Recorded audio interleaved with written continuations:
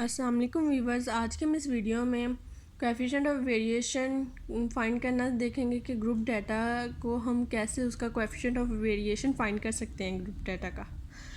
तो इसके लिए हमारे पास ये क्वेश्चन में एक्सपेंडिचर्स दिए गए हैं, मीन्स के ग्रुप्स बने हुए हैं और हमें उन्होंने कहा है कोएफिशिएंट ऑफ वेरिएशन फाइंड करना है हमने ग्रुप 1 और ग्रुप ए और ग्रुप बी का, और एंड पे हमने रिज़ल्ट को इंटरप्रेट भी करना है। तो नाउ लेट्स स्टार्ट। जो हमारे पास एक्सपेंडिचर्स दिए गए थे, क्लासिफिकेशंस मीन्स के दी गई थी, उन दोनों को हमने 21 को और 30 को ऐड किया और 2 पे डिवाइड किया तो हमारे पास x आ गया। इसी तरह 31 को और 40 को ऐड किया और 2 पे डिवाइड किया तो हमारे पास 35.5 आ गया। इसी तरह ये सारी वैल्यूज़ आ गई हमारे पास x की। तो उसके बाद जो इनमें मिड में वैल्यू आ रही थी, जैसे कि 7 है, 7 में मिड के पॉइंट क्या बना 4, तो उसको हमने सेलेक्ट कर लिया। ये हमारे पास तो वो हमने सेलेक्ट कर लिया कि हमारे पास ये मिड पॉइंट है और यही हमारे पास ए है। और इसी तरह हमने यहाँ पे 0 लगा दिया यू फाइंड करने के लिए जहाँ मिड पॉइंट बन रहा था, और ऊपर को हमने नेगेटिव में वैल्यूज़ लिख दी हैं 1 2 3 और नीचे हमने पॉजिटिव में। फिर हमने यू का स्केल लिया है और यू का स्केयर आपको पता है कैसे लेते हैं कि 3 का स्केयर 9 आ गया, 2 का स्केयर 4 आ गया। तो इस तरह से हमने यू फाइंड कर लिया और फिर हमने एफ़ फाइंड करना था। एफ़ हमें दिया हुआ है क्वेश्चन में उन्हें। तो उसके बाद हमने एफ़ यू फाइंड करना था, तो हमने एफ़ को 3 के साथ मल्टीप्लाई कर दिया। 3 मल्टीप्लाई बाय -3 -9। इसी तरह हमने ये एफ़ और यू को आपस में मल्टीप्लाई कर दिया जिससे हमारे पास एफ़ यू आ गया। और फिर हमने एफ़ यू का स्केयर फाइंड करने के लिए ये एफ़ को यू के स्केयर के साथ मल्टीप्लाई कर दिया आपस में। तो जो भी इनका आंसर आएगा वो हम इस कॉलम में लिख देंगे। ये अब तक तो हमने टाउन ए के डाटा को डील किया है। अब टाउन बी के डाटा के साथ भी हम यही प्रोसेस करेंगे जो हमने टाउन ए के डाटा के साथ किया है। ये हमारे पास एफ़ है जो हमें टाउन बी में दिया हुआ है। तो अब इसमें हमने एफ़ यू फाइंड करना है, तो एफ़ को यू के साथ मल्टीप्लाई कर देना है, सिंपल।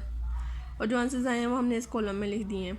और एफ़ यू का स्केयर फाइंड करने के लिए एफ़ को यू के स्केयर के साथ मल्टीप्लाई कर दिया है, 2 को 9 के साथ, 14 को 4 के साथ। इसी तरह जो आंसर्स आए वो हमने इसमें लिख दिए हैं एफ़ यू के स्केयर में। और फिर जो हमने ये जो सारा डाटा फाइंड किया है इनका हमने सम कर लेना पड़े एफ़ का। सबका हमने समीशन लेके यहाँ पे इस कॉलम में लिख दिया है। तो अब हम इसमें फार्मूला लगाते हैं जो हमारे पास ग्रुप डाटा का होता है। कोएफिशिएंट ऑफ वेरिएशन फाइंड करने के लिए हमारे पास फार्मूला होता है S/x बार मल्टीप्लाई बाय 100। तो ये फार्मूला हमारे पास होता है कोएफिशिएंट ऑफ वेरिएशन का। ना ही हमारे पास S दिया हुआ है, ना ही हमारे पास x बार दिया गया है। तो इसलिए हम सबसे पहले x बार और s को फाइंड आउट कर लेते हैं। x का फार्मूला होता है फॉर ग्रुप डाटा के लिए हमारे पास ये, तो इसमें a और ये सारी वैल्यूज़ हम पुट कर देंगे और ये सारी वैल्यूज़ हमारे पास यहाँ से क्वेश्चन में से आएंगी। ये हमारे पास जो a था वो हमें यहाँ से पता चला था कि जो x हमारे पास मिड में आया था ये हमारे पास a है, और h का हमें यहाँ से पता चलेगा इस तरह से कि इन दोनों में कितना डिफरेंस आ रहा है, 10 है। तो फिर ये हमारे पास 10 का डिफरेंस है हर एक में, क्लासिफिकेशन में दी गई हैं। तो उन सब में 10 का डिफरेंस है, तो h हमारे पास 10 है, h हमारे पास 10 है। और a हमारे पास जो हमारे पास यहाँ पे मिड में आ रही है वैल्यू वो है 55.5। और उन्होंने हमें कहा गया था कि n जो हमारे पास f का समीशन आया होगा वो हमारे पास n है, और हमें उन्होंने कहा था एफ़ यू का समीशन वो हमारे पास -15 है। और यही हम अपने इस फार्मूले में वैल्यूज़ पुट कर देते हैं।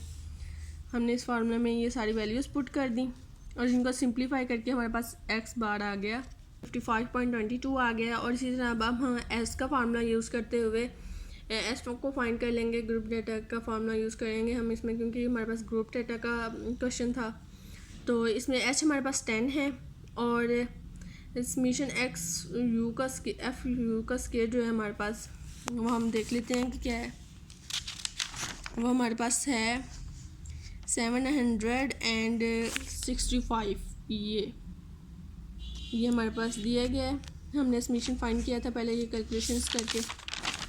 तो जब हमने इसकी कैलकुलेशन करके फाइंड कर लिया है तो ये हमने सिंपल इसमें वैल्यूज़ पुट की हैं एन, और ये जो हमारे पास एफ यू समीशन ये हमने पहले इसमें लगाते हुए पीछे देख लिए थे कैसे हैं ये वैल्यूज़। सिंपल हमने इस फार्मूले में ये वैल्यूज़ पुट की हैं और उनको सिंप्लीफाई कर दिया है। तो जब हमने इसको सिंप्लीफाई किया तो हमारे पास आंसर आया एस का 11.88। तो इसकी अब हम यहाँ कोएफिशिएंट ऑफ वेरिएशन के फार्मूले में ये वैल्यूज़ पुट कर देंगे। एस हमारे पास 11.88 है और एक्स हमारे पास 55.22 है एंड मल्टीप्लाई बाय 100, और कोएफिशिएंट ऑफ वेरिएशन हमारे पास इसका आया है 21.51%। तो अब हम इसमें टाउन बी की कोएफिशिएंट ऑफ वेरिएशन फाइंड कर लेते हैं। उन्होंने हमें कहा गया था कि दोनों को कोएफिशिएंट ऑफ वेरिएशन फाइंड करके हमने इंटरप्रेट करना था रिजल्ट। तो अब हम टाउन बी को कोएफिशिएंट ऑफ वेरिएशन फाइंड कर लेते हैं। इसमें भी हमारे पास ना एक्स बार था ना एस था दिया हुआ, तो उसी फार्मूले के जैसे उसमें फाइंड किया था हमने सारा कुछ वैसे ही इसमें हमने फाइंड कर लेना है। ए की वैल्यू हमने देखी थी कि क्या थी हमारे पास 55.5, और समीशन यू उसमें हमने टाउन ए की एस एफ यू को फाइंड की थी वैल्यू 15 ली थी यहाँ से क्योंकि वो टाउन ए था। अब टाउन बी है तो टाउन बी में -6 आएगा, और इसी तरह जब हम आगे एस के फार्मूले में यूज़ करेंगे तो उसमें इसकी 168 वाली वैल्यू आएगी, और एन हमारे पास यहाँ पे आ गया 100, और एच तो हमारे पास हमें पहले पता था कि 10 है, हमने पहले देखा था। तो वही हमने सिंपल इसमें वैल्यूज़ पुट की हैं और आंसर फाइंड आउट कर लिया। हम एक्स बार का आंसर हमारे पास आ गया 54.9, और इसी तरह हम एस फाइंड कर लेते हैं। एस के फार्मूले में अभी मैंने आपको पीछे वैल्यू बताई है कि इसकी 168 है और एन हमारे पास 100 है, वो इसमें वैल्यू पुट की हैं। एच हमारे पास 10 था और इसको सिंप्लीफाई करके हमारे पास आंसर आ गया है 12.95। तो अभी हमने कोएफिशिएंट ऑफ वेरिएशन के फार्मूले में पुट कर दिए तो हमारे पास आंसर आ गया 23.59। तो अब हम इसके रिज़ल्ट को इंटरप्रेट करते हैं। The coefficient of variation for town B is large than that for town A, thus there is greater variability in expenditure families in town B than town A। तो हमें इसमें ये पता चला कि हमने जब दोनों की कोएफिशिएंट ऑफ वेरिएशन फाइंड किया तो हमें पता चला कि जो टाउन ए है उसकी वेरिएबिलिटी कम है और जो टाउन बी है उसकी वेरिएबिलिटी कम ज़्यादा है।